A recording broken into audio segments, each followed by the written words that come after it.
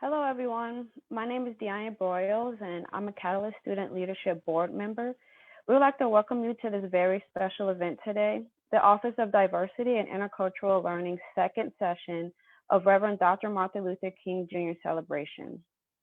We are hosting this event during the Catalyst block because Catalyst is an innovative with the mission to advance a city center ethos on campus and augment North Park University's commitment to just flourishing of cities.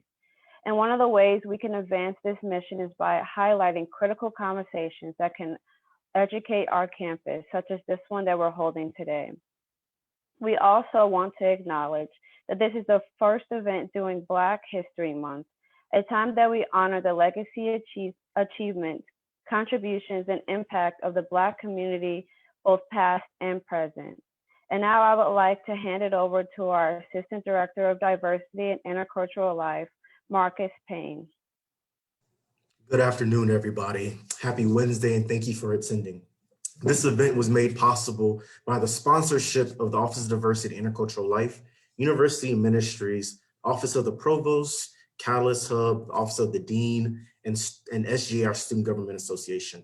Thank you for your commitment to the impact over intent academic theme that we have for the year. We are excited to present to you all Mikki Kendall as the 2021 Reverend Dr. Martin Luther King Jr. Celebration Series featured speaker. Please remember the Office of Diversity and Office of the Provost will raffle limited copies of Mikki Kendall's book, Hood Feminism, but you must attend the full session. Entry is automatically entered for those with attendance recorded at the end of the event. And now I'd like to introduce and hand it over to our Director of Diversity, Shirley Chisholm. Happy Black History Month, everyone. My name is Shirley Chisholm. I have the honor of serving as the Director of Diversity and Intercultural Life here at North Park University. But before we get started with today's awesome event, let's lift every voice and sing, also known as the Black National Anthem, which is a hymn written as a poem by James W. Johnson in 1990 and set to music by his brother, Jay Johnson, for the anniversary of Abraham Lincoln's birthday in 1905. The song is a prayer of thanksgiving for faithfulness and freedom, with imagery invoking biblical exodus from slavery to freedom of the promised land. This arrangement that you'll hear today is performed by the students of the 105 Voices of History, National Historically Black Colleges and Universities, which we call HBCUs, Concert Choir and Leadership Program. Thus, they're just like you, students on various college campuses. Please feel free to sing along with the 105 Voices on mute, of course, to lift every voice and sing.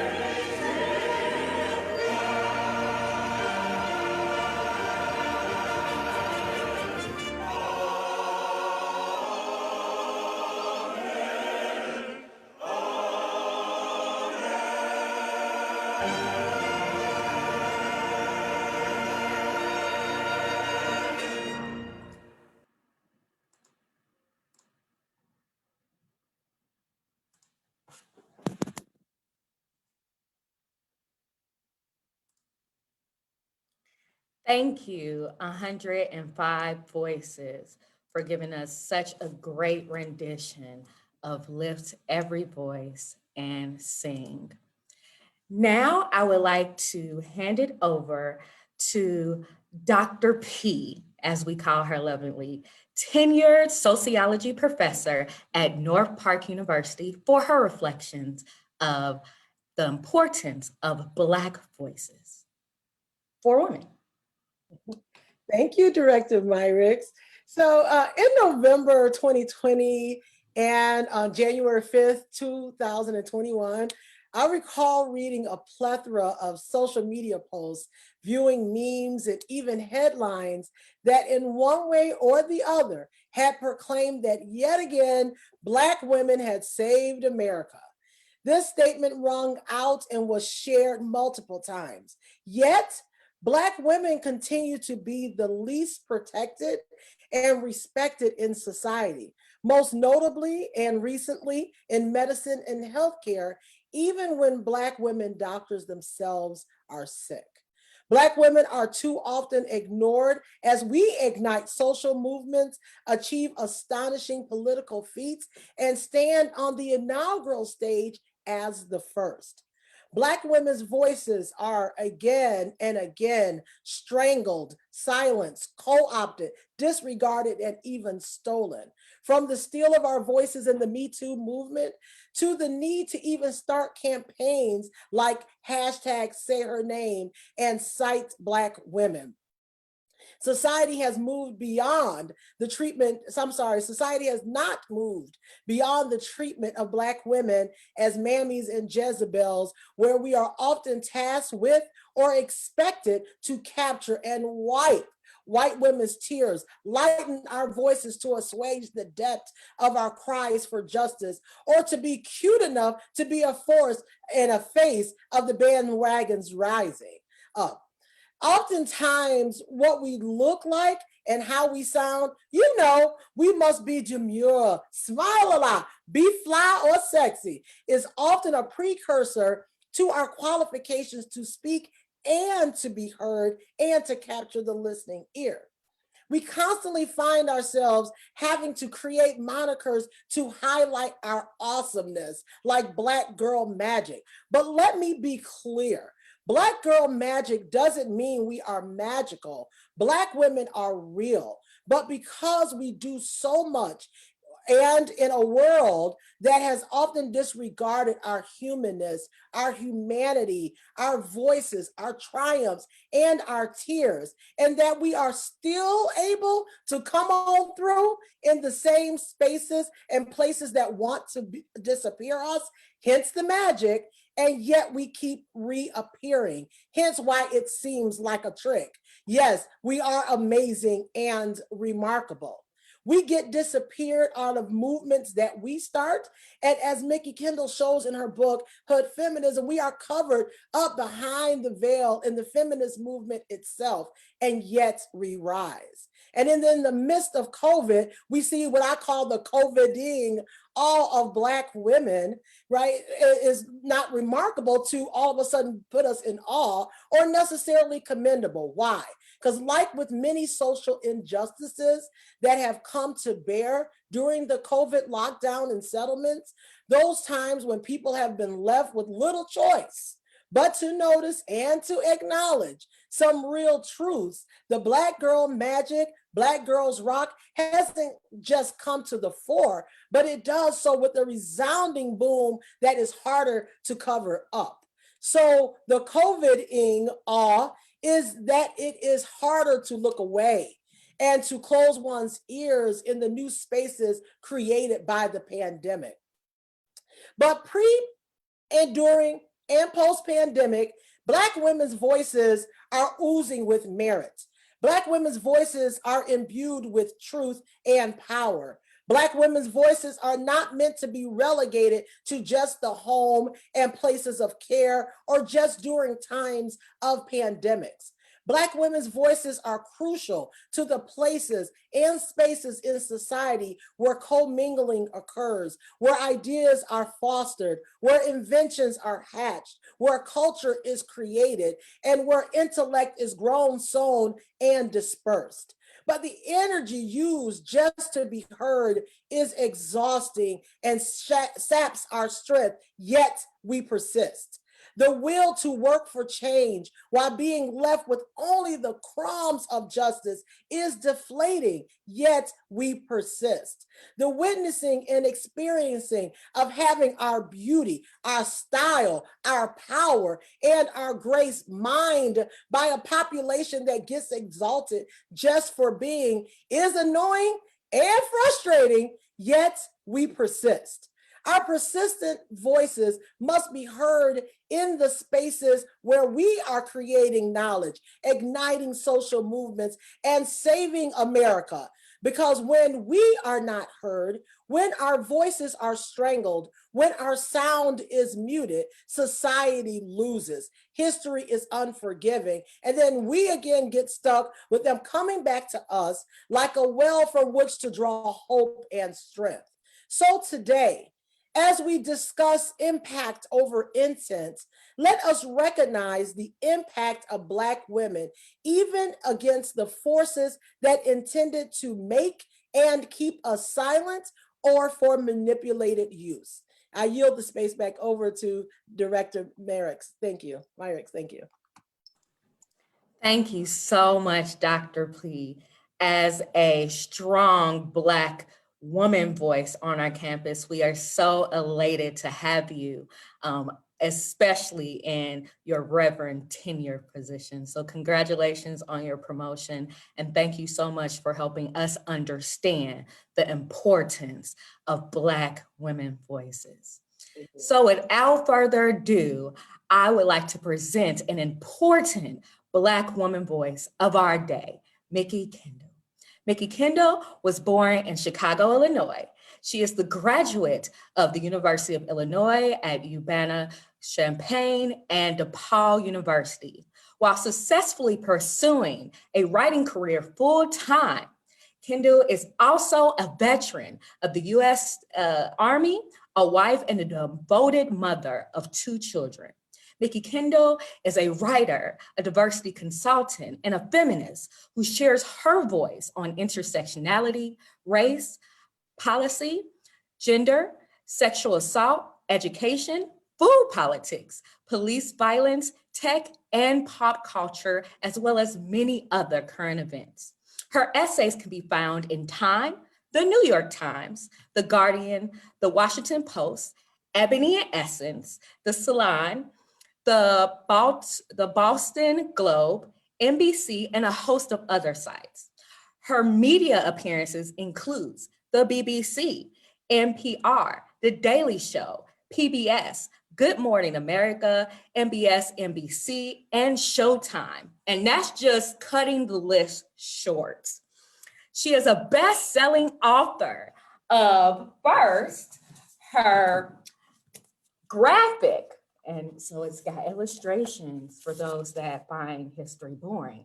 Her graphic novel History, The Amazons, Abolitionists, and Activists, a graphic history of women's rights fight and their rights, which was released in 2019. And if that wasn't enough for you, her political nonfiction book, Hood Feminism, Notes from the Woman, A Movement Forgot, was released in 2020. She also is in the current writing process of her 3rd acclaimed writing, and we can't wait to bring her back for that. Please, North Park community, please join me in welcoming Mikki Kendall. Hi, everybody. I'm gonna be all dorky now. Everybody was like really great and amazing, and my voice is trying to go. So I'm going to talk about intent over impact. I'm going to talk about the people that history sometimes doesn't see. And it is often Black women. It is not just cis Black women, although we're going to talk about some of that too. So one of the things, and the reason those 2 books that you just saw tie in together, and probably why I'm here to talk to you, is that history will not remember all of us. History will remember the work that we did, even if they don't remember us by name. And I say that because many of the names and faces you associate with the civil rights movement are those that make it to Black History Month. So we're talking Martin Luther King, but we rarely talk about his wife, Coretta Scott King, who was an activist in her own right. When you think of Ruby Bridges, you may think of her in the image, the Norman Rockwell painting of the little girl being escorted into a school, but she continued to be an activist after that and is an activist to this day. And I bring up Ruby Bridges in particular because I think sometimes it can feel like that impact happened so long ago, but our impact should be and can be lifelong. You can look at people like Bayard Rustin, right, who was instrumental in organizing and structuring what we think of as a civil rights movement. We can look at people like Miss Majors, or who was a trans woman who is still active as a civil rights and activist for LGBTQ communities. Marsha P. Johnson, same thing. So when we're talking about intent and impact, the recognition may or may not come to you. You have to write yourself into history with what you do and how you do it. And whether or not the work that you do has an impact is something only you can know later sometimes. So what are you going to fight for? I tend to focus on things like food, basic need stuff, right? This is not necessarily the most popular course of action. You will not see me at the front of a protest. You probably won't see my face in a lot of places, even though my face shows up in a lot of places. I maybe should have thought that through. Oh, well. But what you will see, I hope, is the impact of me asking people to join me in this work of making sure that their friends, their neighbors, the people that they value, the people that they want to see succeed, have what they need, have the basic needs met so that they can fight, right? There's an old saying, an army marches on its stomach. Well, America has a hunger crisis. So if you want to see change in America, you need to make sure your neighbors are eating. If you want to see children do well in schools, you need to make sure they're eating. If you want to see crime go down, you know what hungry people sometimes do as a decision to survive? They commit crimes, because poverty is why we get to communities that are scary, dangerous, any of the terms that you may hear, right? You can look at activists like Tamara Manessy in Chicago on the South Side and Mothers Against Senseless Killing. One of the things people talk about is the mothers being on the corners, helping to keep violence down. The thing that doesn't get discussed as much is that those mothers are out there hosting barbecues. They feed the kids in the neighborhood. They talk to them. They spend time with them.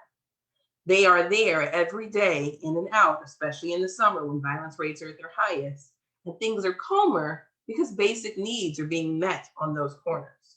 Those needs that are sometimes unmet because, as we have seen through COVID, people are going without. They are struggling to make it. They didn't have the rainy day fund for a year of rainy days. They didn't have a rainy day fund for a government that neglected and abandoned them.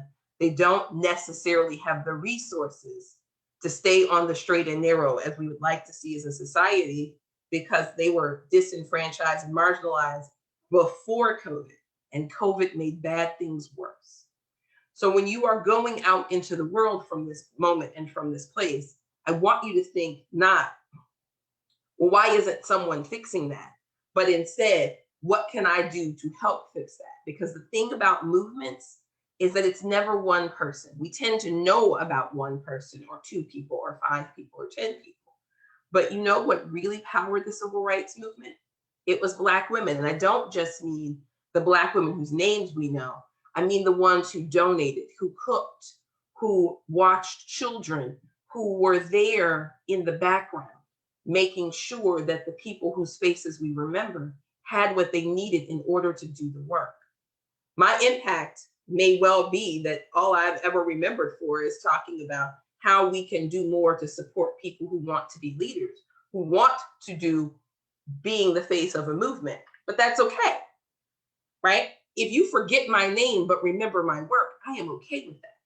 I am okay with the fact that we as a society can't all be celebrities. We can't all be stars, but we can all do things to make the world a better place.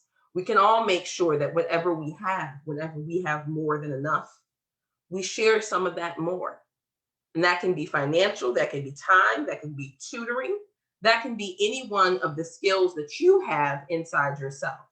Because what we see when we look at Black Lives Matter or the civil rights movement, we don't see something that happens overnight. All of these things take time. They take decades. They have so much built into them by so many people who we will never know. But those people did good work. They made the world a better place for their children. They made sure that the people who were on the front lines had what they needed to be there. I know this is probably going to sound like, well, but that's not as exciting. That's not as big as being an influencer. That's not as big as being on TV shows and all of those things. I'm going to tell you a little secret. Can't tell nobody. I never planned to do any of the things that put me on TV shows. I planned to write books. I planned to donate money to food banks. I planned to do all of those things. It just so happened that people wanted to hear me, wanted to see me, wanted to talk to me in public. But if it remained something that I did and labored in the background, I would have been okay with that too. I might have made a couple of eye rolls about some things because we all have our petty moments. But what I was interested in was the impact. I wanted to make sure that the kids at my son's school all had coats, had boots, had hats, gloves, mittens, all of those things. We want to make sure that people have enough to eat, that their homes are warm, that they can access medical care, right? Because if our neighbors all have the basics, it makes the world a better place, not just for us or not just for our neighbors, but for everyone. And the ways that we can work together to do those things are, quite honestly, sometimes really boring. They're really mundane, right? Ruby Bridges kept working. And even though people will only remember her in some ways for a moment that happened when she was a very small child, her lifelong impact means that kids can go to school with each other that previously could not. It means that schools were not only integrated, but funded, because one of the things about separate but equal was that if separate, it was not equal. School funding is still a little shaky, especially in Chicago, but things are better than they have been. They're not perfect because, again, this is a process. And the impact of an action, sometimes you will not see immediately. Sometimes you will not see it for days, weeks, months, years. You may not live to see it at all, but someone will see. And even if that someone doesn't remember you by name, doesn't know you specifically have done this work, they will know and experience the impact of the work that you did. And for a lot of us, unfortunately, writing ourselves into history is not necessarily writing ourselves into the banners. It is writing ourselves into the programs that follow us, right? We see the Black Panther Party often demeaned and denigrated, and it's held up as being violent. But you know what the Black Panther Party did? They gave us school lunches. They gave us breakfasts in schools. They came up with a solution for a hunger program because America had continuously not managed to feed its own children on a day-to-day basis in schools. We don't remember that they gave us those programs, but kids are eating because of them. Then if you look at, for instance, the impact of food stamps, WIC, that kind of thing, millions of Americans were starving to death before we had those programs. And people will say entitlement and you can't breed them, don't breed them if you can't feed them, and a bunch of other things. But the reality is that America has plenty of food. The world has plenty of food. What we don't have is a good system for giving people access to that food. So Shirley Chisholm, some of you will know her name and some of you will go look her up. She came up with that program while she was in Congress with the help of a rabbi who was making sure his community also had access. We have to work together to make this world a better place, or we can all stand around talking about how bad it is and then not quite understand how we got here. But I want us to get here together. There's a saying, we all get free, but the rest of that saying is, if we don't all get free, we won't get free, right? So we have to get free together. So that may mean for those of you who are thinking, well, this is not my problem, this is someone else's problem. It's not your problem today. It might be your problem tomorrow. One of the lessons I hope that we take away from COVID is for all of the people who thought prior to the pandemic, well, I'll never need those programs. You don't know what you're going to need.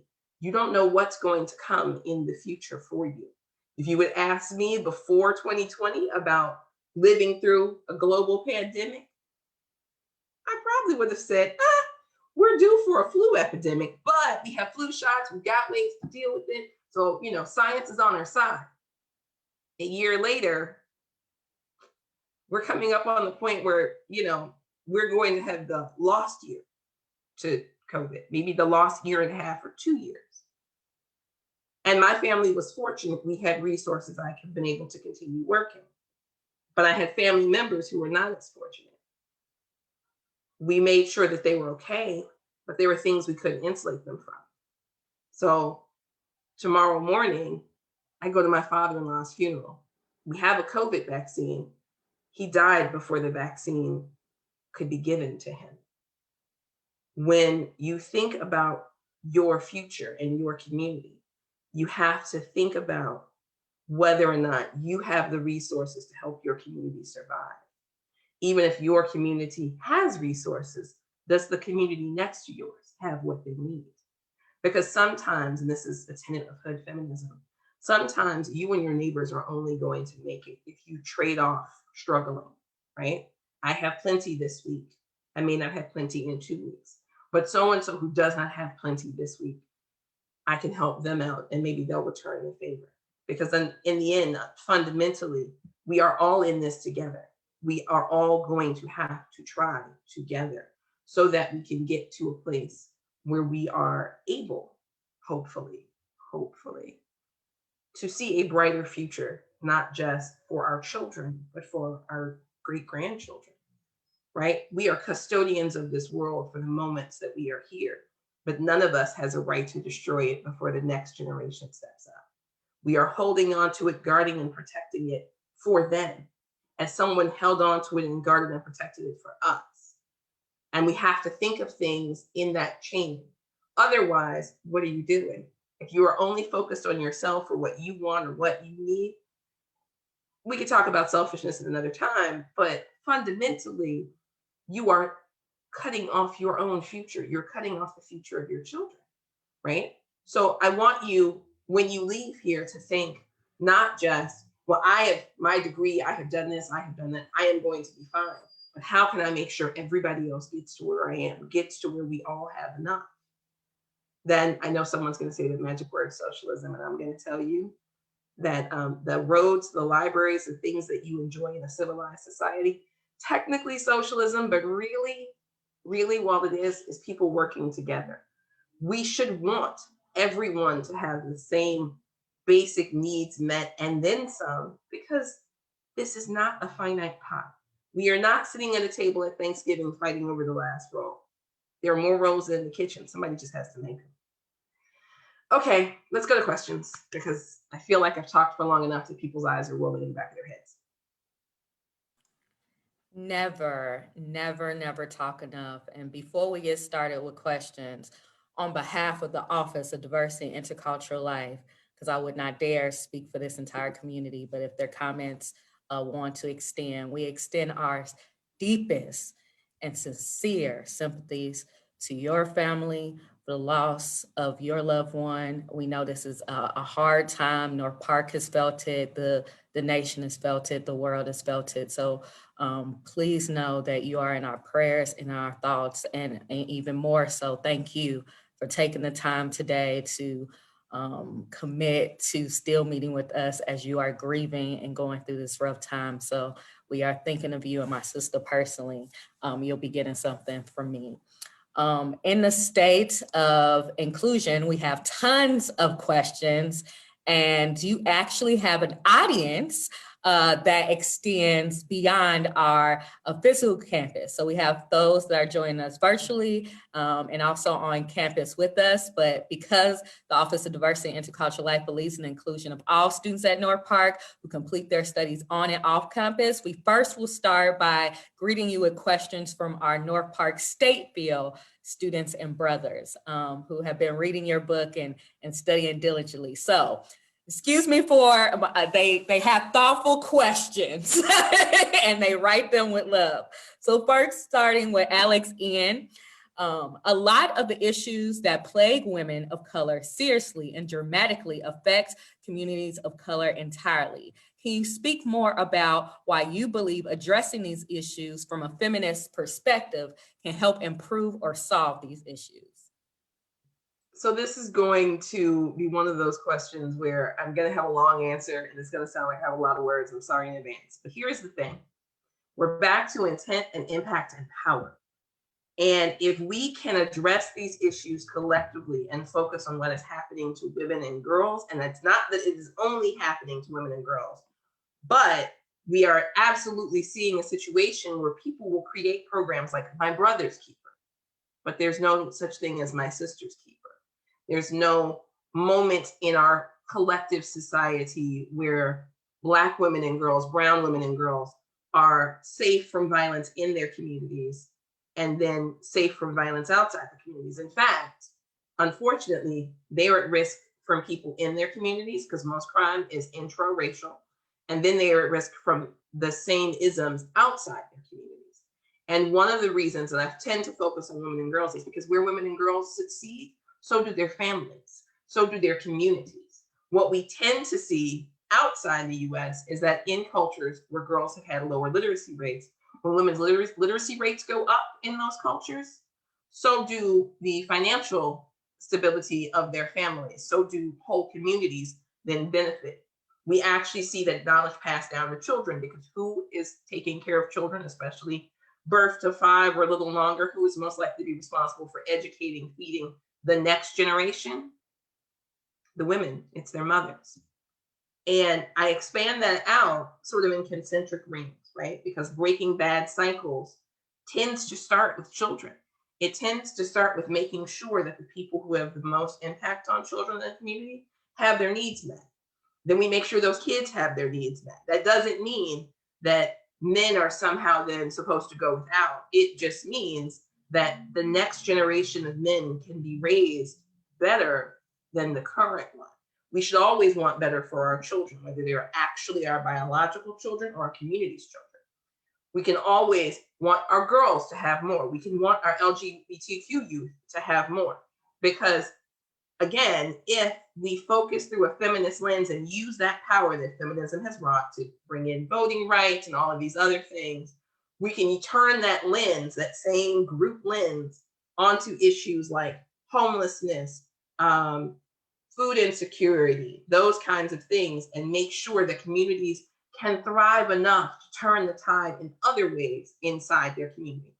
I often call on feminism to focus on police brutality because, quite frankly, I'm gonna tell you something that a bunch of people are about to be mad about. When we got cops in schools, it was because white women were in our schools. So when we see the call go in so that a 9-year-old girl gets pepper sprayed by an officer, when we see the call go in that leads to a 14-year-old getting body slammed by an officer, it is unlikely to be someone that looks like that child that made that phone call. Might be, but public schools at this point, it is index 75% white and female, holistically.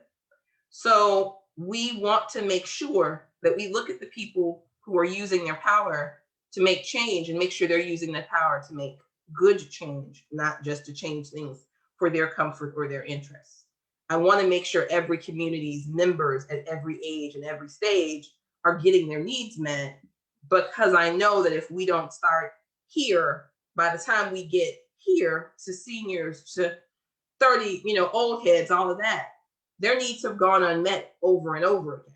So I want to make sure needs are being met continuously so that we do not have senior citizens who are on the street because they have a criminal record or because their programs, and I'm going to call out our last mayor, Rahm Emanuel, for this, their programs have had their funding cut because people said, well, we don't need to worry about those people. No one is disposable. No one has to be respectable to be valuable. We need to be making sure that we make sure the women have their needs met, we make sure the men have their needs met, but we can't do that without focusing on each group as we go, making sure no group is ever left behind. Thank you, Mikki, for answering that question right there. And again, thank you for being with us on this afternoon. I have another question from one of the Statesville students, and this question is from Michael P. And Michael P. asks, how do you account for the patriarchal mentality of men who are raised by mothers and grandmothers? Is it the system to blame, or the men, or ideological principles? So I feel like it's another question that you'll have a lot of words for. So I'm sorry in advance for giving you such a loaded question to answer. It's totally fine. This is actually to some degree on churches. It is, the patriarchy comes in with the Bible, and I know someone right now is clutching a pearl. Keep clutching. I'm going to point out here that, and the Black church is guilty of this, but it is not just the Black church, right? Christianity is guilty of this, but it's not just Christianity. Before you get in your feelings, the reality is that often religious books are used to serve a purpose. It doesn't mean that they have to be used in that way, right? But whether we're talking about the Torah, the Quran, or the Bible, or pick your own other holy books, I'm going across the spectrum here, people use the quotes that they want to. So we will see people say things like, wives, submit to your husbands, and leave out that second part that says, husbands, submit to your wives. Then both of them are supposed to submit to a higher power. So then we end up having these really awkward conversations where we tell young women and girls that they are supposed to take care of men. We do not tell men they are supposed to take care of the women in their lives in the same way. And so you will see sometimes young men in particular who love their mama, but because mama has a lot of internalized misogyny courtesy of the church, neither one of them is having a great conversation about women that are not mama. And it is passed down. My family has some of that. but it is also sometimes being taught outside the house as well. It is being taught at school, right? So let's say you go to a public school, and technically separation of church and state, but teachers don't leave their belief systems outside. So we've all had that. He pulls her hair because he likes her conversation. He bullies her, right? Dress codes because your straps can't be a distraction to him. Your shorts can't be a distraction. Well, I want you to think about that. You've stopped educating this girl to talk about whether or not her clothes are okay for other people to look at, instead of saying to other people, stop looking at her and focus on your work. So we pass this down, and sometimes it is women passing it down. Sometimes it is men passing it down. As a culture, we tend not to challenge these assumptions, or if we do, we then push out the people who challenge them, right? So we will say that so-and-so is a heathen, for instance. I'm one. There's an aunt that prays for me all the time. She's gonna be praying for me forever. She calls herself an evangelist. You can figure out how that's going. And the thing is, in all of that praying and whatever, and I'm not knocking it, but it has never occurred to her, I'm doing just fine. I'm okay. I just don't make my husband pleased at every family function. I just don't need permission to spend the money I earn, right? I have an entire thing I do on TikTok talking about feminism and finances and how we teach people. And one of the reasons I'm doing that is because for a lot of women who end up at the end of their lives lacking in money, living with relatives, or unfortunately homeless, they bought into the patriarchy. They sacrificed, they were stay-at-home parents, they did all of those things. Patriarchy tends not to repay those women with financial stability or safe housing. It tends to repay the ones whose husbands leave or die, or whose children don't take care of them, with homelessness and hunger, right? And we're not seeing some churches, I'm not gonna say all, because I know some churches do have programs, but I'm thinking about a specific church in Texas that locked their doors in the middle of a hurricane. You all can look that one up. Some churches are better than others at holding up the whole Bible, and some churches are really just using it as a mechanism and then passing it through their congregation as a mechanism to maintain control. So we have to sometimes look at what messages our mothers, our grandmothers, whatever, have passed down.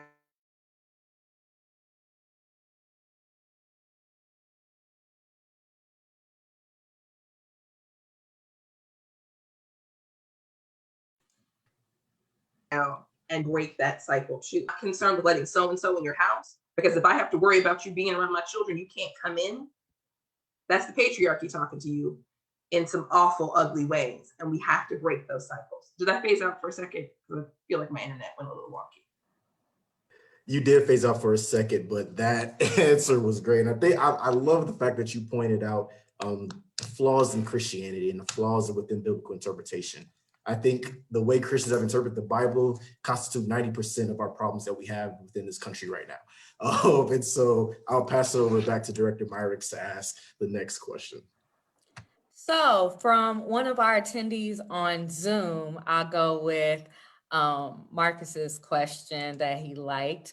And this comes from our loved in our office, AB. So do you think that one-sided feminism and the movements that leave others out is a result of American culture or of individualism? And would it be better in a collective type culture? So it is not just American exceptionalism. I know people love to blame America for all of the flaws, but you can look at feminism in Britain or anywhere else and find some flawed approaches. So I'm going to say to you that it is a result, A, of individualism. We're going to go back to selfishness now, right? There is a tendency to think that the struggle you are in is the only struggle. It can be very difficult sometimes to step outside yourself and see how the problems and obstacles you face are shared by others. There's a chapter in Hood Feminism where I talk about missing and murdered Indigenous women and missing and murdered Black girls, and then also missing and murdered women in South America and elsewhere. And the reason I talk about all of those issues as being a commingled issue and then contrast it with white feminism is that if you are the right kind of white woman, the world looks for you. The world continues to look for you, or white girl.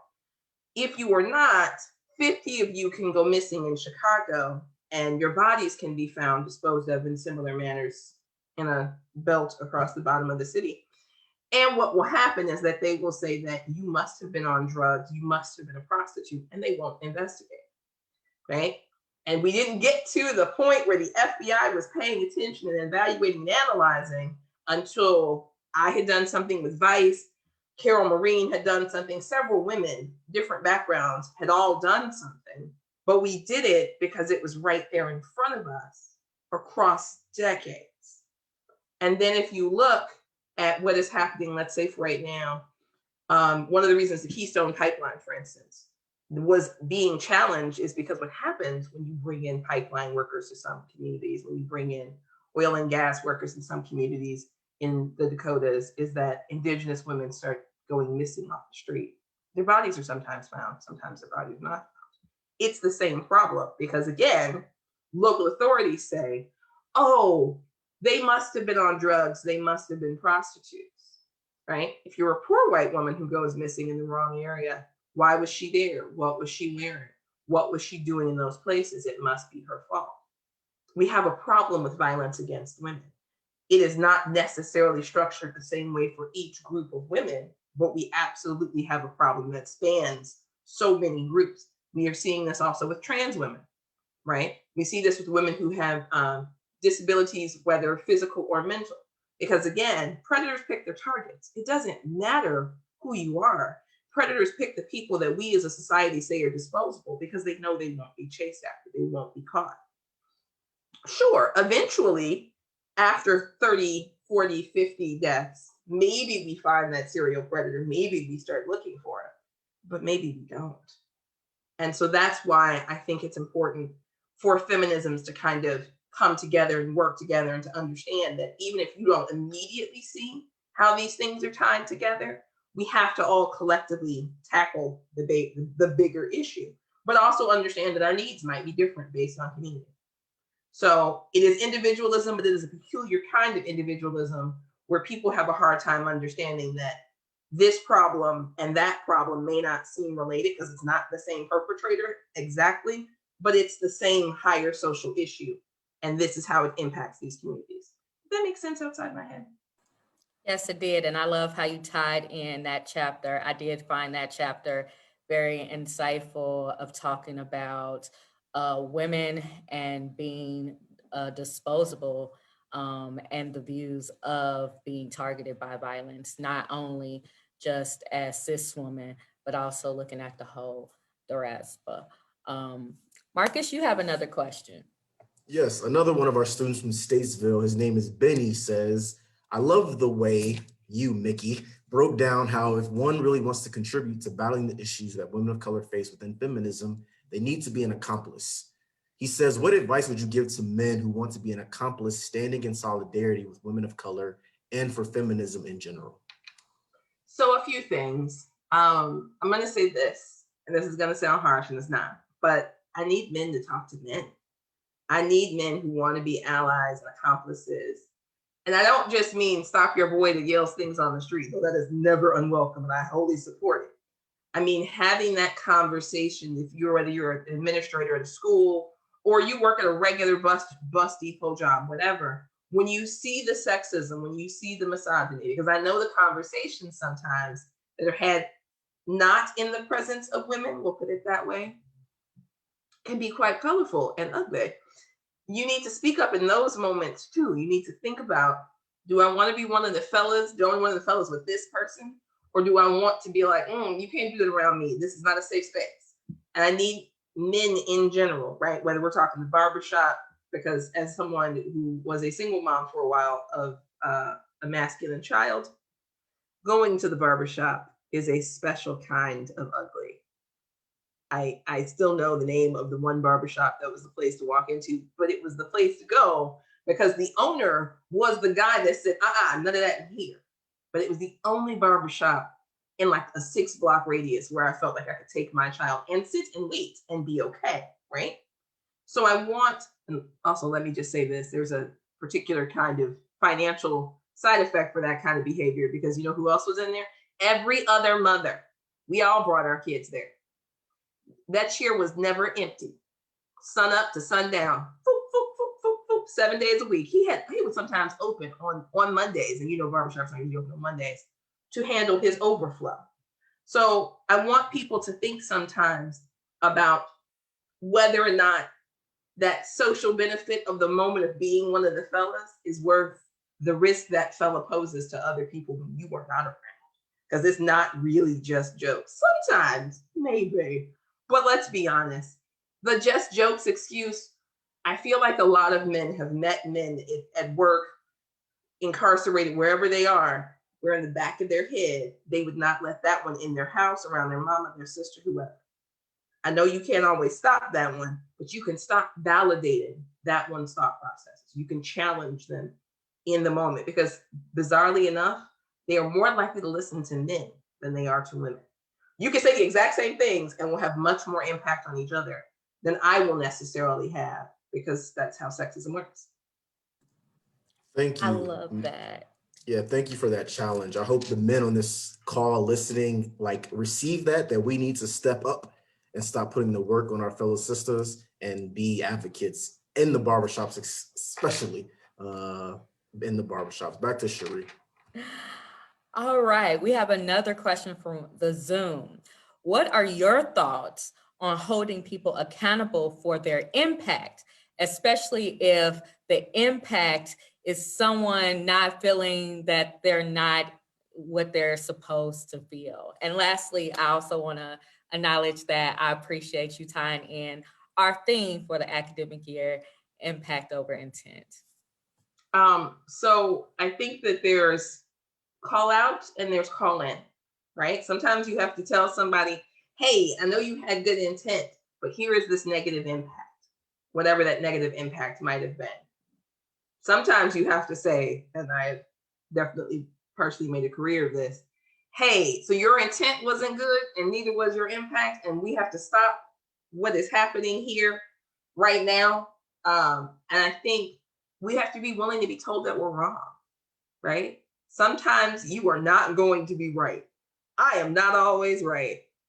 I have to be willing to hear. So for instance, recently someone brought up, I tend not to think about size very much. I am relatively standard size. I grew up around women who were larger than me. I don't really think about bodies in the same way other people do. I tend to think of bodies as meat suits that the person inside them controls. And it's no one else's business what's going on with your meat suit. I know how that meat suit thing sounds, but that's just how my brain works. Go with it for a second. And I had a friend say to me, I know that's how you think, and I appreciate it, but you have to think about how other people think and what they'll say before you say the thing, right? And it wasn't anything major. She was, calling me in. We're going to put it that way.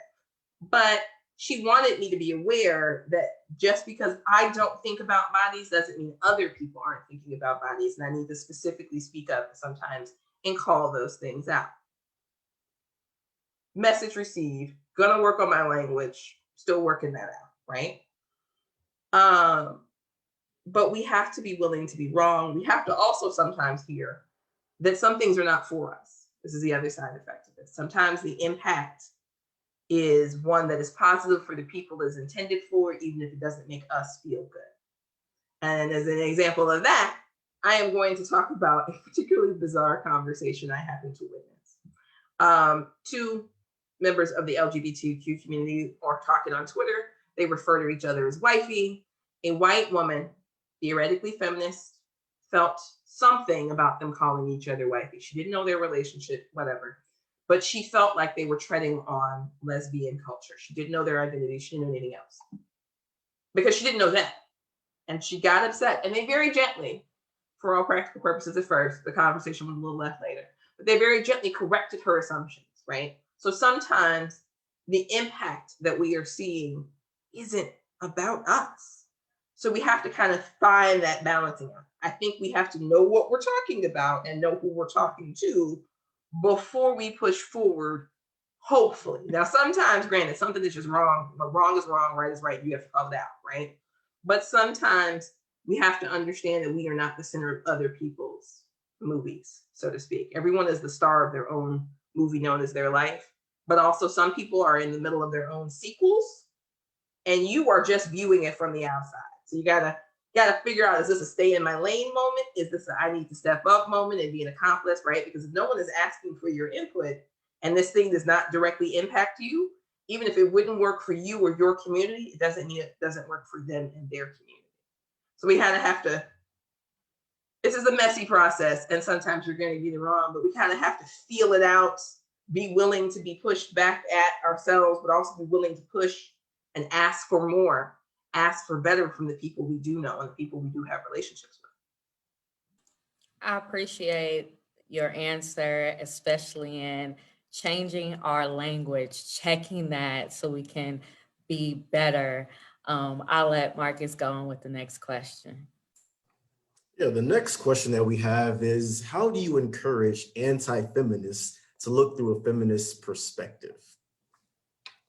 I actually, I don't spend a lot of time talking to anti-feminists, and it's not that I am not aware. I just don't believe in beating my head against walls. So there are some things I will discuss, right? Like I talked earlier about talking about finances and stay-at-home parenting and that kind of thing. I have upset the trad wife movement deeply by telling 19-year-old girls who might be considering being stay-at-home parents to make sure they have a financial safety net. It's a whole thing. But if your objection to feminism is that you think we don't need it, that you think women have enough, that you think women should be under you, whatever you have going on there, that is your problem to solve with your God after a certain point in the conversation, right? If you are such a misogynist that women don't want to be around you, and I'm going to call out incels here. I'm going to specifically call out incels. I know that's going to make somebody feel away, but you'll be all right. Even if you're not all right, oh well. I see sometimes a narrative in incel culture that posits that women owe men sex. Women need to be available to the men that want them, regardless of how women feel, so forth, so on. I don't spend a lot of time talking to those guys. I don't. Frankly, the men in my life who are my allies and accomplices don't let me spend a lot of time talking to those guys. I get their attention periodically, and it's almost fascinating how quickly other people will be like, you have better things to do with your time and energy. I got this, right? This is one of those times where people have to stand up. If this is an anti-feminist person that you know and you care about and you want to invest time in, cool. If it is someone that you just find wrong on the internet or wrong at your job or whatever, you take the measures to remove that person from your life that are applicable, whether that is that this person is not welcome in your home anymore, or this is a complaint in HR, or you move on to a new job. Those are all things for you to sort out for yourself. And I say that not because I don't think anti-feminist people can be reached, but because it's kind of like the Klan. There are people who have the energy and the time, right? There's a Black man who spends a lot of time talking to Klan members, and I absolutely adore his work. I think what he's doing is great. I don't have the personality for that work. That is not part of my particular ministry. That is not the way my spirit is set up. And I am a girl who talks with her hands a little too much for that work to be mine, right? So especially with anti-feminist men, I think that's work for other men. When it comes to anti-feminist women, sometimes I will talk to them. Some folks just have to be lost. They are just going to wander in the dark, and there is nothing I can do to fix that for them. I am not trying to be mean or malicious. I hope that people can work with them to see what feminism has given them. But sometimes we are trying to empower people who will only use that power to do harm. And I don't feel like I need to give them that energy. Thank you so much for that answer. Energy is definitely something. And it's funny you bring up Daryl Davis, the graduate of Howard University who is going and converting KKK. We should do research on him in the future. So as you talked about energy, we have a question from one of our organizations that is a love donor of our office. Victoria Stewart from the Black Roots Alliance asked, how do you balance being involved in this work and still taking care of yourself? So talking about that self-care. So I am really fortunate. We're in a very egalitarian household around these parts. It couldn't be any other way. But we are a family that does things together, right? The house gets cleaned together, chores get done together, kind of a thing. And as a result, I've never had to worry about finding time for self-care because the time is there because I am not actually trying to do everything. I am never trying to do everything. And so I think sometimes that lesson, this is my household lesson, but it's a life lesson, I think in general. There comes a point where you have to look at the list of things you've signed yourself up for. And then you have to ask yourself why you're being so mean to yourself, right? Why is past you healing handing its way into future you being exhausted? And you have to then find a balance in terms of time you have committed to things that are not you. And that doesn't mean you shouldn't do the work that's important to you. That does mean you don't have to say yes to every single thing that comes your way. No is a wonderful word. So is, I am taking the day off. I love the sentence, I am taking the day off. Because if you don't, you burn out and you can't do good work anyway. In my case, I try to balance it out. So at least one day a week, I know this sounds like a wild idea for some of you, but one day a week, I have no meetings. I have nothing around the house that needs to get done, none of that. That day is for vegetating. And mainly what we end up doing is binge watching Netflix, don't judge, taking walks, naps, that kind of thing. I also, for my own personal health reasons, I try to find 20 to 30 minutes a day to work out. So if you ever read my Twitter, you will see me referencing these like YouTube videos right now. If I have done the YouTube video of the day, then I have done the part that means I have to now go sit in the bathtub. You see the excuse built in there? I worked out, I need this protein. So this cheese, these apples, this prosciutto, right? This music and these bubbles, I need them. They have to happen because otherwise my muscles won't feel good. I've done the cardio and the sweating and now look at me. I've gotten a little built-in relaxation period. And funnily enough, it turns out the world does not end if other people have to take care of themselves. If your phone is on do not disturb and other people have to solve their problems for a little bit, because I think sometimes we tend to think we have to do everything and no one will do it. Sometimes we are teaching people that they don't have to do it because we'll take care of it. So I try to teach the people in my world, in my circle, to use an old TV word, that while I am available for a need, I am not always available for your wants because I am tending to mine. I am fortunate in that I don't have a lot of people who disrespect my time. That might be because disrespecting my time is expensive emotionally and otherwise, but still, my time is respected. And to be honest, it's been really good for my kids because they also have their own spaces, right? My oldest is about to graduate from college. So like, I am old as old can be. Out of my pockets, so excited. But my youngest is also very quick to be like, I have done enough of the words. I'm going to take this shower. I'm going to play these games. I've done all the things I'm supposed to do. We try to preach and preach is maybe not the right word, but this is teach. We'll go with teach. A very balanced work before play, but sometimes if work is not working, you need to rest so that you can do better work.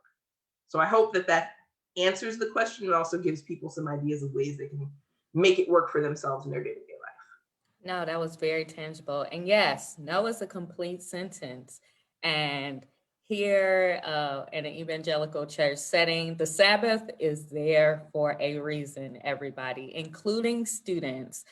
So it's okay to play a couple hours of the video, not every day, not taking up your whole life. Like you got to study.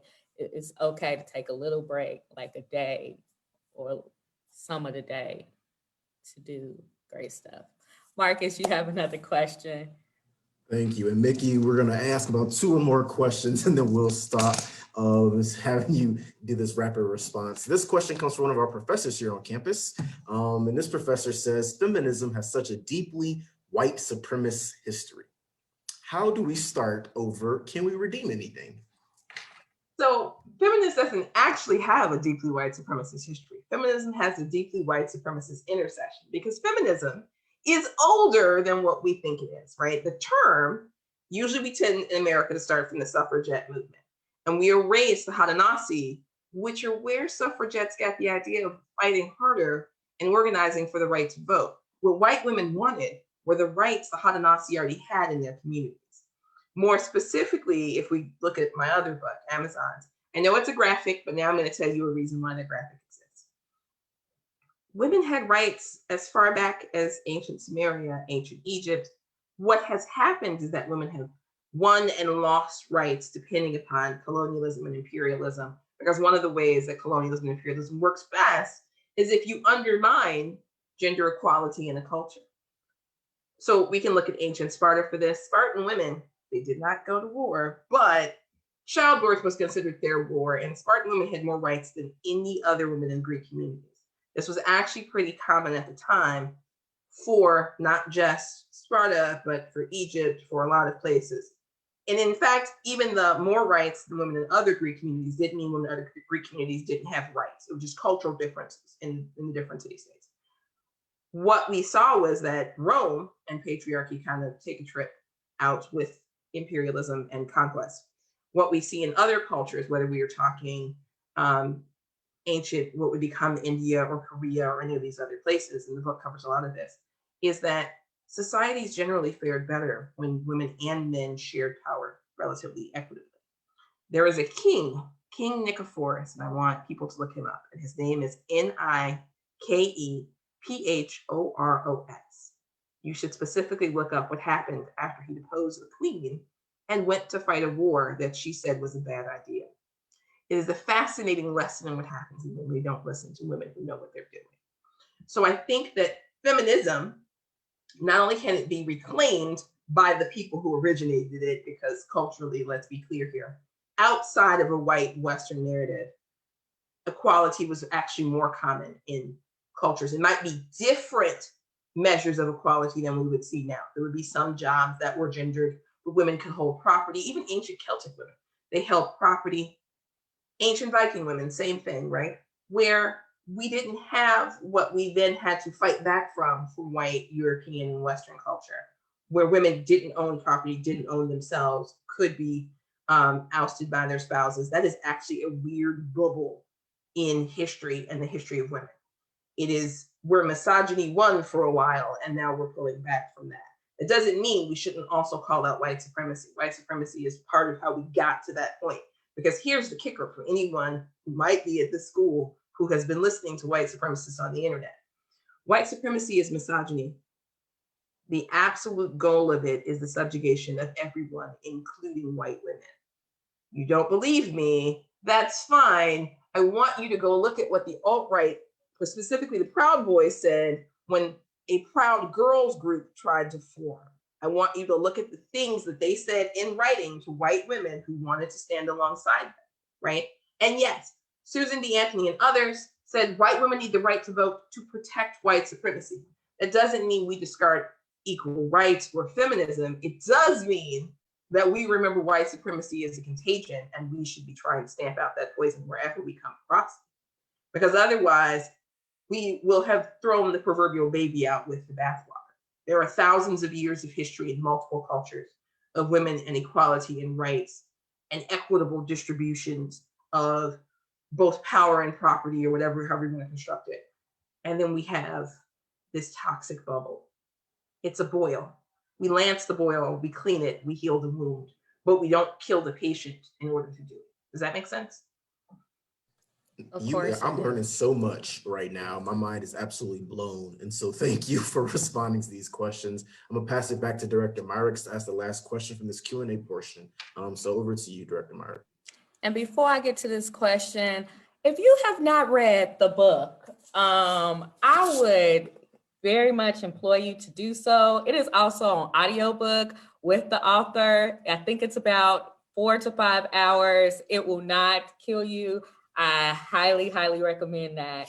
And we are so gracious to Semicolon Bookstore for being our vendor for our giveaway today. So the last question comes from Stateville, and you talked about this topic in your book, code switching. So from Antonio K, TK is what he goes by. You clearly acknowledge the benefits of being able to code switch.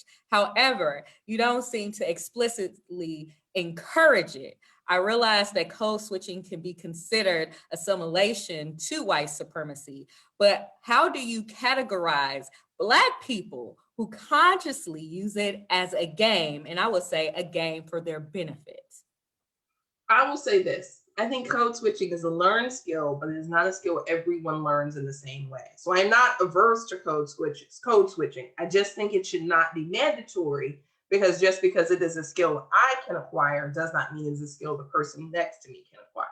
And I say it that way because, for instance, my younger child is on the autism spectrum. We are working on figurative language and inference and all of these things at all times, right? But that kid's probably not going to be great at code switching. He just isn't. He's very literal. He's very direct. That doesn't mean he can't be successful or achieve. He's a high school student now. The most frustrating part is gym class. E-learning PE, for the record, is terrible. But the thing is, I don't think code switching should be mandatory. I think people should be able to communicate wherever they are as best as they can. But I also think we shouldn't expect everyone to be able to do it to the same level, because quite honestly, the code switching that you see that puts me here, but also means that I grew up saying things like direct side and I know how to throw up the forks, is the result of years of concerted effort, in part by my grandmother, who both ran numbers and then made sure I took elocution classes. And if you can figure out how she put those two together in her brain, good luck, right? All I can tell you is that while that old woman absolutely had a man named Policy John help me with my math homework when he was there to pick up the slips, and about choked me out when I talked about dropping out of school. And I don't mean that colloquially, I mean that she reared up and grabbed me and I did not drop out of school. Some of you had that kind of grandmother, you know what I'm talking about. I don't know where the hand came from or how fast she moved like that. I'm just gonna point that out. She was not as good at code switching as she made sure I was, right? But if you don't have that, that doesn't mean that you shouldn't have the same things that I do, right? You should still be able to have a home, a job you enjoy, a family, all of those things. I think when we hang respectability on your ability to switch languages, we're really saying to people who are not functionally bilingual, right? Because speaking fluent African-American vernacular English is different from speaking fluent standard English. Those are two different skill sets.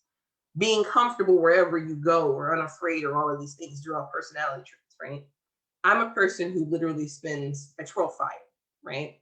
So I twirl fire, I shoot guns, I do all of these things. I am not perhaps the most cowardly of lions at this stage of my life, but I started off afraid of everything, right? That took time to develop. I want the people who see the end results of those years not to think I have to get to there. I want them to get to whatever works best for them. I want the people that are meeting them where they are to understand they're meeting them where they are, and not to demand that they be just like someone else in order to get respect, access, or anything else that they might need. Because when we hang too much on code switching, we do a disservice, right? Every few years we hear about some kid in the hood who is great and super talented. And how are we, many of these kids are we missing? We're missing the kids that can't code switch. They're not stupider. They just aren't as good at learning a second language, a second way of carrying themselves, or a third or a fourth, right? So we need to think in terms of respecting that talent comes in all forms. Skill comes in all forms. My ability to switch it up doesn't mean that I am better than a person who can't switch it up in the same way. Among other things, I'm a person who still can't actually manage mechanical things without occasionally setting fires. Not that I can't manage them at all. I'm just really good at fire. But still, there's a guy, a shade tree mechanic somewhere that can fix everything he sees perfectly, who can build everything. He didn't write good English papers. That shouldn't mean he doesn't get to have a good life. And that's why I love Mikki, and I hope she becomes my best friend, because I love fire. I'm a Sagittarius fire sign. So, well, can we virtually? We do fire twirling on the north side in the summer. Oh, so you giving me a task we could do together? Oh my God, I get to go see the twirl. She's my girl. Well, on behalf of the Office of look, my husband has that look about the fire too. You all should just understand. Black girls in fire are great. It's fine. You probably won't set you on fire. You look afraid. Okay. And I also appreciate that answer about code switching, as I know that Professor Melissa Kovic is in our chat, and she has our writing assistants, both Stateville and North Park, focusing their year on code switching so that we can help students in the classroom not only be able to be authentic and the way that they speak and write, but also be authentic to make the academic requirements that is required of them, and doing some education with our professors on that. So thank you so much for that. Well, everybody give a virtual applause to the Mikki Kendall. This will not be the last time you see her, because when she's finished with this third masterpiece, she will be back after she talks to NBC and NPR and all these other places. Then she'll make time for us little folks here in Chicago. But thank you. It is a true honor to be in your presence and to learn from you. Please go and follow her on Twitter, Facebook, and Instagram. Can you spell out your name on that? Because I know we've been tagging it, but it isn't your actual name. Yes, it is Carnythia, Karnythia. And it is a relic of the fact that for those of you who thought that I had a very respectable little childhood, that's the name I was supposed to have as my first name. So I'm just gonna point out, I'm still one of them girls. You just don't always see it, but I don't ever want to forget where I came from. That's why I use it on the internet. Plus, I'm the only one. There is no other. Just saying. So you still Mikki from the block, Yes, on the south side. when necessary. I can definitely be. She can come back. We won't take up too much of your time. We know that you have so much to do, but thank you so much for blessing us with your presence. We have so many comments saying that folks learn so much. Again, if you have not read the book, I read it in one sitting. It only took me 2 days to do it. So please make sure that you read the book, that if you're into history, that you get the history book. It has pictures. Oh my God, pictures. And so thank you so much. Our next portion is going to be, of course, hearing from students as well as impactful women at North Park. So I am going to ask for our panelists to turn on their cameras and get on the chats with me. We have so many that are coming in for today's program. Again, I don't think it would be complete without hearing reflections of strong women leaders in our North Park community. So I invite Harlem, Mallory, Jules, Coordinator Barbosa, and Professor McMillan to unmute themselves and turn on their cameras so they can join us in our panel discussion. Hi, how are you all doing today after this such great lecture and Q&A? Good. It was great. Yes, definitely really enjoyed it. Yes. Do I have everybody with me? Harlem and Jules, are you here? Hi, yes. Over here. Okay, great. So I want to start out by allowing you to introduce yourselves with your name, your major, department, and then what are some things that you're involved in on campus? Let's limit it to one or two that you feel are a priority and relevant to this conversation. I see Hannah first, so I'll start with Hannah. I was going to say, I'm the only one unmuted right now, so I'll start. So my name is Hannah Barbosa. I am the coordinator for the counseling psychology undergraduate major for the School of Professional Studies. I'm also an academic advisor. I've been at North Park for 19 years now. I serve as the staff advisor for our Rising Dreamers United student organization, which is specifically for folks who have a DACA status or do not have a legal status here in the United States, and for our allies. And I work a lot with DACA students and Latinx students here on campus. And my pronouns are she, her. Thank you. I'll hit Mallory next since I see her. Hi, my name is Mallory Coakley. I'm a music education major and I'm the president of Queers and Allies. Thank you. Jules. Hi, my name is Julianne Funk. I am a double major in global studies and creative writing. And I'm also treasurer of BSU and a student worker here on campus. Yes, got my diversity office clubs with me. Harlem? Madam Presidente? Hi, my name is Harlem. I'm a music and creative writing major, and I'm currently the co-president of BSU. I also work on campus. And Professor McMillan. Hello, my name is Nicole McMillan. I'm a professor in the School of Nursing. I'm involved in the Nursing Honor Society, some academic advising, and the University Professional Development Committee. Thank you all so much for joining us. Like I said, very powerful women leading here at North Park. So to get us started, is there a specific quote or moment in Kimball's narrative today that resonated with you? And if so, can you explain it a little bit?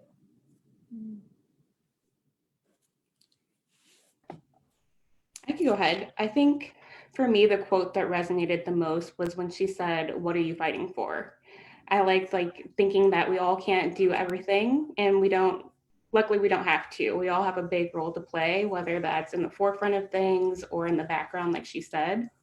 Another quote that I heard recently was, "We're all struggling with something," whether we're overworked, underpaid, not working right now. Oftentimes there seems to be very little that we can do to change our immediate circumstances, but there's always something that we can do to help others that are suffering. And it's when we look outside of ourselves that we really become more sensitive to seeing what those needs are.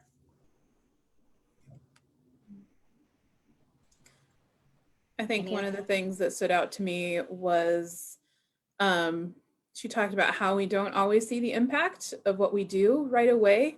And I think especially as an instructor and working with students, we don't see that. A lot of my School of Professional Studies students, I don't meet until graduation because most of our communication is, online, via phone call or emails or whatever. And so I don't get to see them, and I don't have a lot of follow up with them oftentimes, except for a couple of years later, I may hear, "Oh, I'm working on this promotion," or "I'm going back to school for my master's degree."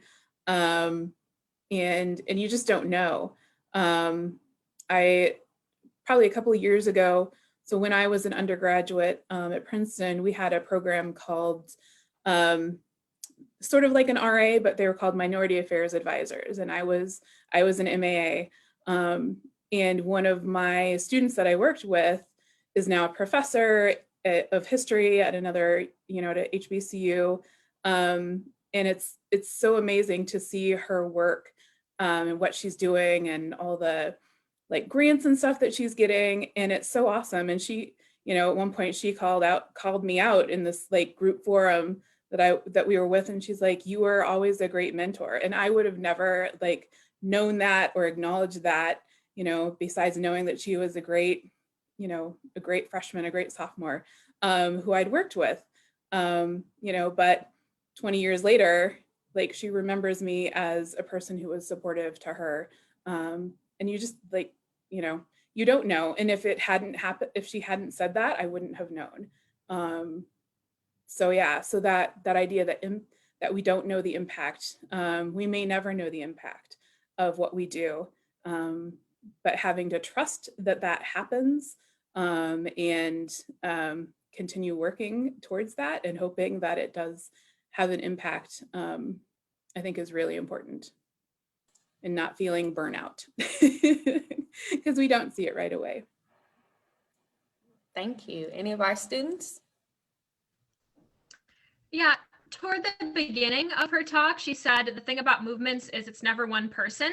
And I was thinking about how we're all called to be helping marginalized people. We don't all have like the same gift, but everyone's gift is needed. I think my quote, I had two of them that sort of went hand in hand. And the first one was when she was talking about internalized misogyny within Black communities, and saying that I need men to talk to men, and then acknowledged how, unfortunately, men have, in our current state of the world, men have a, I wouldn't say bigger impact when talking to each other, but for some reason, it resonates more when a man talks to a man. And then the second quote that correlated was when she spoke about how Black women and girls are not safe inside our own communities. And it got me thinking about the current activists that we see on the news being killed.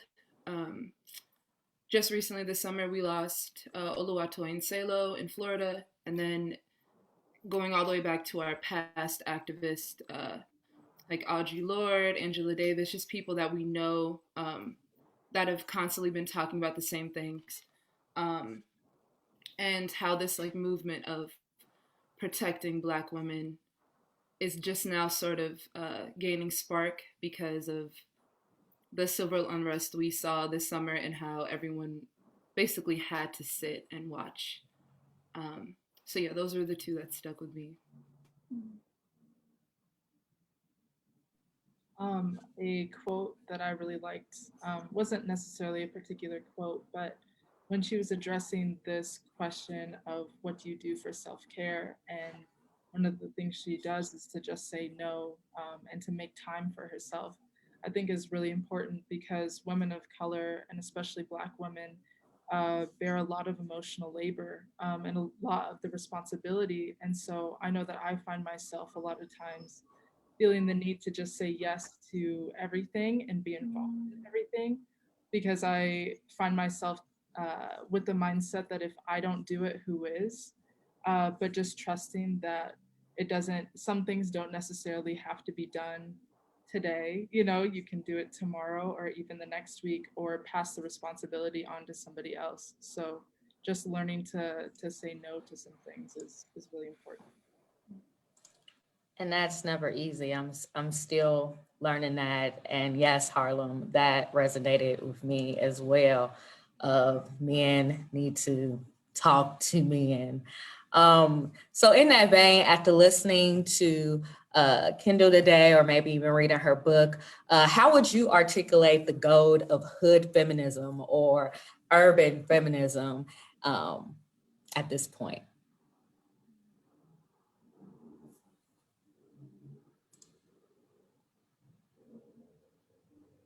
I can start this off, but when I think of what Mikki was talking about with hood feminism, I was really thinking about how many different women are represented.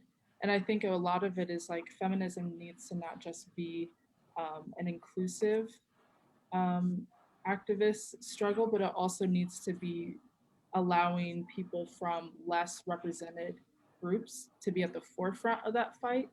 So that means trans women, dark-skinned women, disabled women that need to be leading this, and not just people who are more palatable, I think, to the public. Good. Any other summaries? I think, coming from my perspective, I, as somebody who grew up on the South Side, I think immediately when I thought of Hood Feminism, I thought of grassroots and the people that are doing the work and have been doing the work for years, and haven't gotten any sort of public, as Julianne said, like spotlight.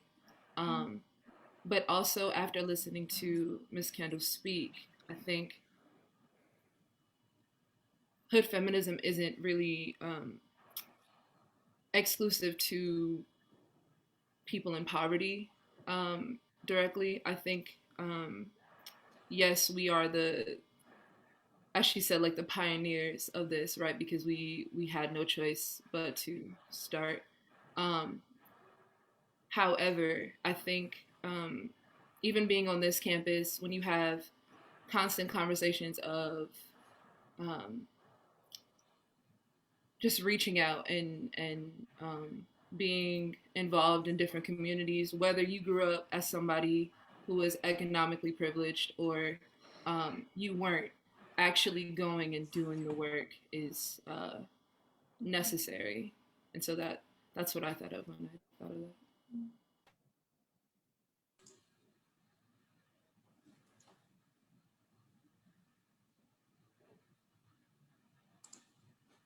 Anyone else?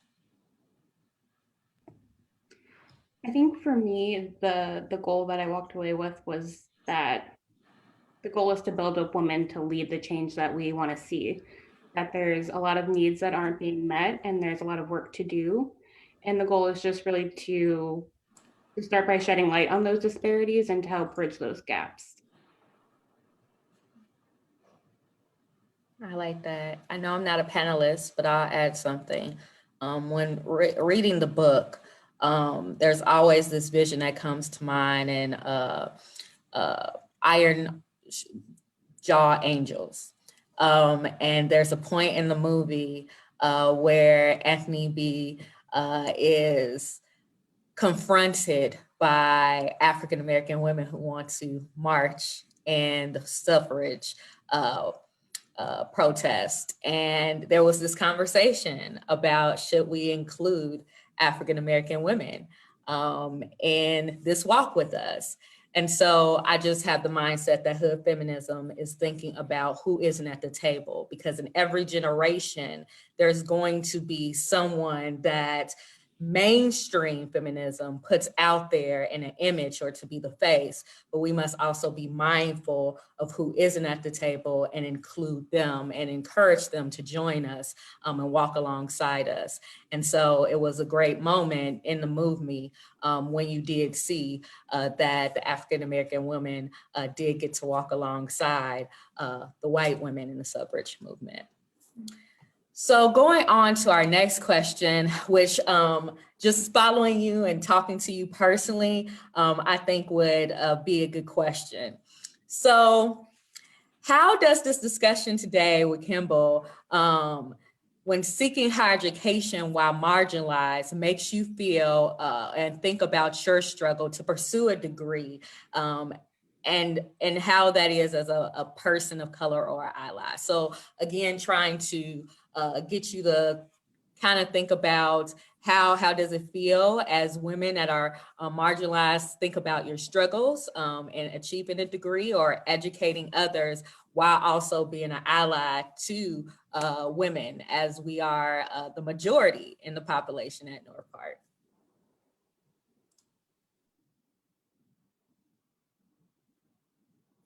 I think for me, I'm very conscious of the fact that I'm white passing, even though I consider myself a person of color.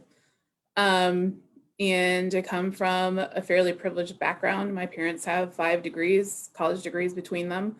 And college was always assumed that I would always go to college. And so that was, that was never in question. But I also knew that partly because of my father and my grandparents, activism and social, eye towards social responsibility, that my degree would have to be used for something other than making money.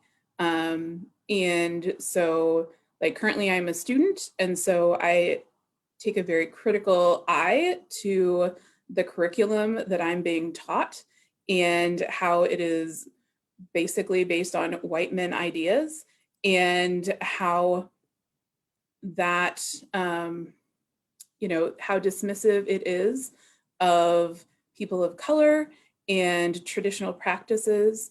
And because it wasn't written down in a written language, but may have been passed down orally, which is, you know, pretty normal for a lot of communities, we've dismissed that. And so being aware of that and trying to incorporate that knowledge, and being anti-racist in my practice, because I'm studying to be a counselor. So being anti-racist in my practice when I'm working with my clients and how to support them, and knowing that as a Black woman or a brown woman, you have a rougher time out there. And it's not all in your head that everything's against you. That in fact, everything is against you a lot of times. And having to work through that with them. And, you know, and so being aware of that in the classroom as well. You know, we talked about code switching and what that means, and, you know, the language that the academy would like for students to use is like that level, or that expectation is actually a colonial expectation. And so working with students to realize that and work with them to help them express themselves in a way that makes sense to them is important. So.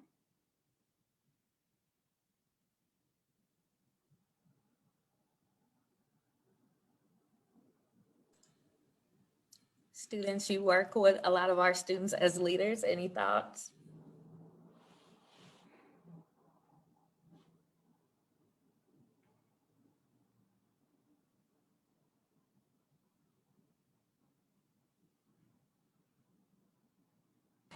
I guess not. Okay. Going once, going twice. Okay, I'll go to the next question. So let me bring up a fun topic. Okay, so about 2 weeks ago, we witnessed Madam Vice President Kamala Harris being the first woman, first Asian woman, first Black American woman to hold such a title. With this topic being on feminism, can you share some words on what came to mind when you thought about this moment in history? For me, the word that comes to mind, or one of the words that come to mind, is impact. Something I say very frequently is how blessed I feel to be living in the time period that I'm living in. It's not without struggles, and definitely it has some imperfections, but in my relatively short life, I've experienced these major events that our ancestors could have only dreamed of. And another word that comes to mind is hope. It makes me so hopeful for the future of not only our country, but as the world, for the world as a whole.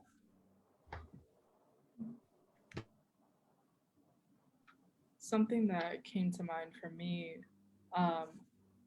I'm so excited to see the representation of a Black and Asian American woman in office. I agree that this is like a very hopeful first step. And I really hope that like in the future, we will see much more of a representation across the board of people in our offices, because the thing with Kamala is that she had to give up one of her positions in order to take another, which I feel like a lot of people might not realize. But, you know, hopefully one day we have a more encompassing representation across the board in our leaders, instead of having to give up a position in order to fulfill another leadership role. Good point.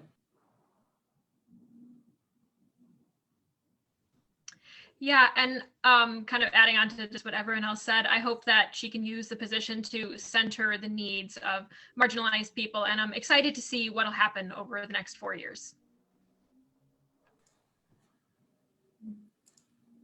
So one topic that I also want to bring up is something that might be a little touchy, but I think we can work through it.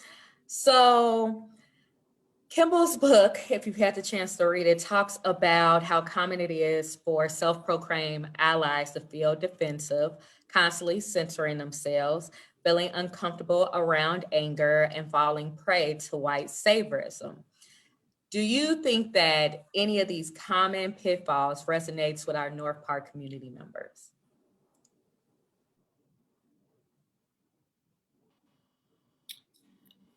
If I'm being honest, I would just say absolutely. 100%. I think within our constant tug of war, just battle to communicate and understand each other's perspective, and also having what we like to call kingdom conversation, right? There's always going to be the goal of trying to shorten the gap of understanding, right? However, in my experience, almost every single semester that I've been a student, I've had to navigate situations, if you will, that have been either accidentally offensive or counterproductive. And within my righteous anger and within the righteous anger of my best friends, my fellow students and classmates, because of the small percentage of us that are leaders, if you will, because of where we work or certain departments that we're involved with, our presence is constantly requested. And so then there's always the battle of, within our righteous anger, wanting to communicate and honestly tell, our white peers, bosses, mentors, whatever, hey, X, Y, and Z was offensive. Hey, X, Y, and Z was whatever. And many, many times in my experience, after confronting or wanting to have a conversation, it has gone south. It's become a just sort of episode of us trying to smooth over the situation instead of addressing honestly what happened, why it wasn't correct, if you will. Even last semester, in all of what we went through the summer before, I think there's this constant just sort of motivation and this sudden spark underneath a lot of the white people on our campus to try and prove that they aren't racist and to try and sort of accommodate any sort of mistake or anything unproductive in the past that they've done. And within that, it hasn't been helpful. Yeah, I'll just leave it at that. I won't name examples, but in short, the answer is absolutely. We have seen it. We'll probably continue to see it, but I am hopeful that eventually it will be very apparent that Black women and Black people's righteous anger is not on like a timer, if you will, and that we just have to work together. No, thank you for bringing that up and speaking your truth, Harlem. Does anyone else want to touch on that topic? I will just chime in and say amen. I completely agree with Harlem. It is perhaps the Christian nice that's expected when we talk about this issue, and we don't want to offend. And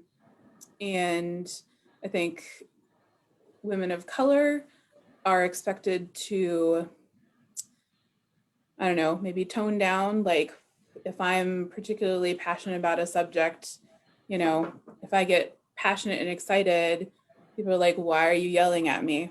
I'm not yelling at you. I'm just very emphatic. And, you know, we have to be calm and nice. And nice means that we don't offend you, but we're going to offend you if you feel like you've done something wrong. And that means maybe some reflection needs to happen. So yeah, but there have also been times when I have definitely swerved out of my lane and probably not taken feedback when I needed to take feedback as well, from particularly from Black women, and needed to go and reflect on my own as well. So yeah. Thank you. Professor, I saw that you unmuted yourself. Yeah, I was just going to add that from my experience, I feel like North Park is truly proud of the diversity of our community. In general, I think that everybody wants to think that they're doing their best at acting in the role of an ally.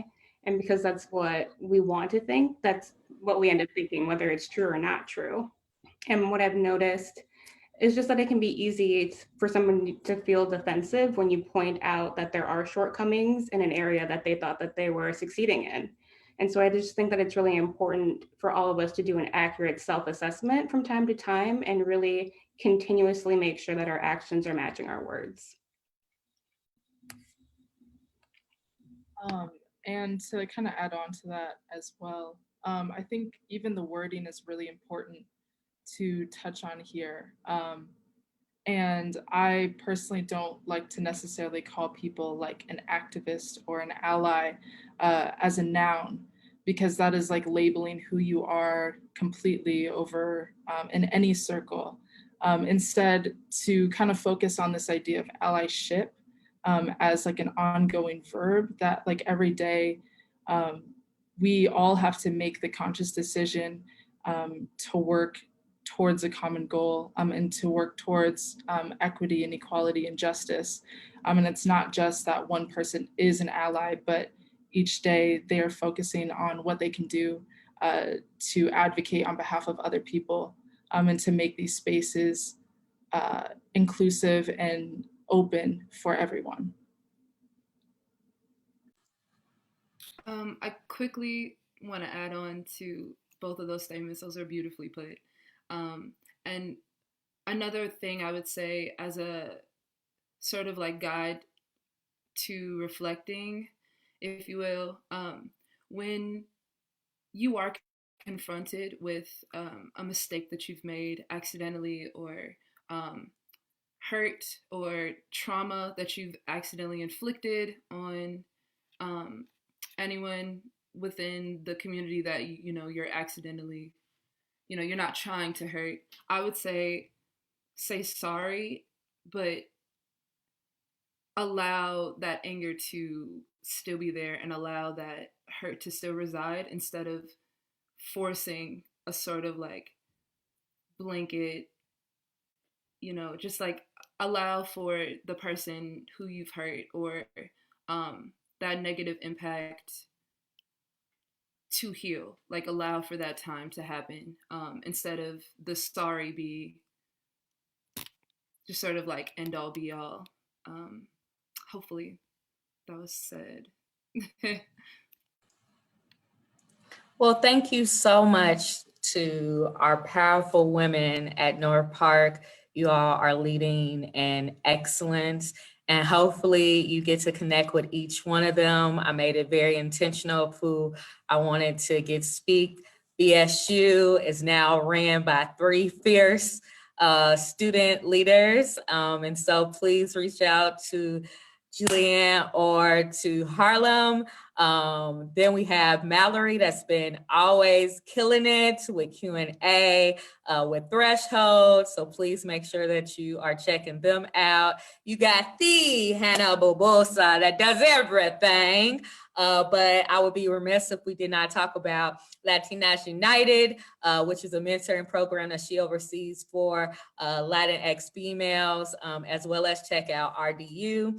And lastly, we have a female African-American woman in the School of Nursing, so stop asking me about it. So go check out Professor McMillan if you are interested in going into nursing, or you are now acquainted with her. Maybe you haven't taken a class. So thank you all for joining us. It is an honor and a pleasure. And please check out their organization. So I'm going to hand it back to Catalyst to sign us out. And then Marcus is going to tell us a little bit about the raffle. Thank you for joining us, and happy Black History Month.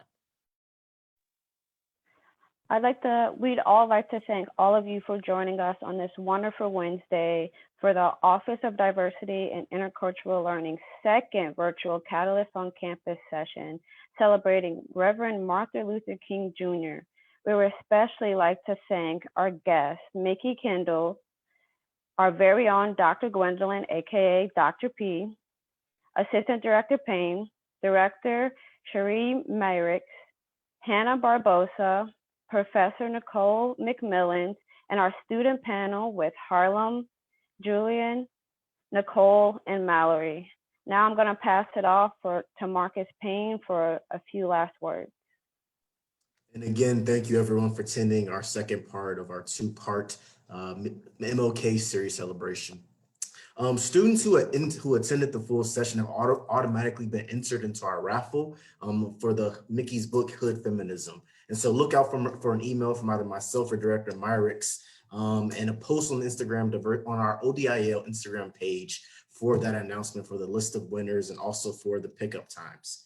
Finally, we hope you will join us for our next event, which is Black History Month, and we'll be featuring Black theology. And we'll be inviting special guest Jamar Tisby to be presenting on Black theology. Jamar Tisby is the author of 2 books, The Color of Compromise, The American Church's Complicity and Racism, and he has a second book that came out a few weeks ago called How to Fight Racism. He's going to talk about both of those things with us on February 17th at starting at 12:30. So please join us for our Black History Celebration Continued series. And we'll be talking about Black theology on February 17th. Hope you all have a good afternoon. Get some rest and blessings to you.